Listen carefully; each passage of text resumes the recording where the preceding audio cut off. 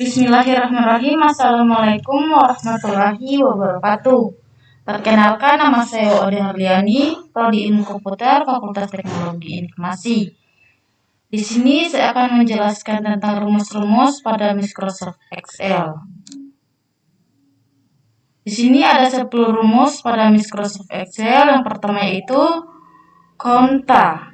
Rumus Excel konta digunakan bukan hanya menghitung jumlah sel yang berisi angka, tetapi juga menampilkan sel yang tidak kosong pada angka dan sel yang berisi apapun, sehingga Anda bisa menghitung jumlah sel yang tidak kosong.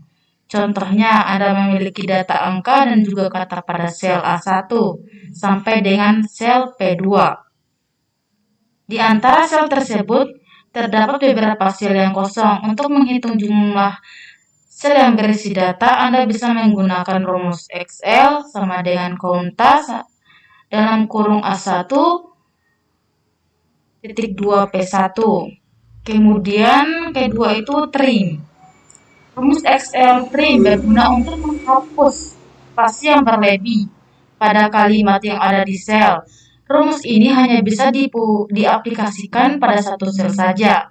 Contoh sama dengan terima dalam kurung A3. Ketiga, if. Rumus if merupakan rumus Excel yang digunakan untuk memainkan logika tertentu. Rumus ini memang cukup kompleks untuk digunakan. Biasanya rumus ini digunakan untuk menganalisis data benar atau salah, atau lulus atau tidak lulus. Rumusnya sama dengan if dalam kurung A1 titik 2B6.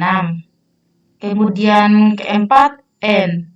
Rumus XLN digunakan untuk menentukan benar, true atau salah, false, pada data yang ada di sel menggunakan rumus logika. Contohnya saat Anda ingin mencari tahu apakah nilai A1 lebih dari 75 dan kurang dari 100, maka bisa menggunakan rumus ini. Jika data pada sel memenuhi kriteria, maka akan muncul hasil dengan tulisan true, begitu sebaliknya. Rumusnya adalah sama dengan N dalam kurung A1 titik 75 titik koma A1 kurang dari 100. Kemudian kelima itu OR. Hampir sama dengan rumus N, rumus OR juga berfungsi untuk menentukan salah atau benarnya data yang ada di sel. Bedanya, rumus N harus memenuhi semua kriteria yang ada di rumus logika, sedangkan rumus OR boleh memenuhi salah satu kriteria rumus logika. Contohnya, jika Anda memiliki data angka dan ingin mencari tahu apakah nilai A1 kurang dari 60 atau lebih dari 90. Jika memenuhi salah satunya, maka akan munculnya hasil true. Rumusnya sama dengan OR, buka kurung A1 kurang dari 60 titik koma A1 90. Kemudian 6 power. Power digunakan untuk menghasilkan bilangan pangkat. Misalnya Anda sedang mencari tahu 6 pangkat 12. Letakkan angka 6 misalnya pada kolom A3 dan angka 12 pada B2. Maka rumusnya adalah sama dengan power dalam kurung A3, B2. Ketujuh, concatenate. Rumus Excel ini digunakan untuk menggabungkan data. Misalnya Anda ingin menggabungkan data di kolom C1 dan C2, maka rumusnya adalah concatenate dalam kurung C1 titik koma C2.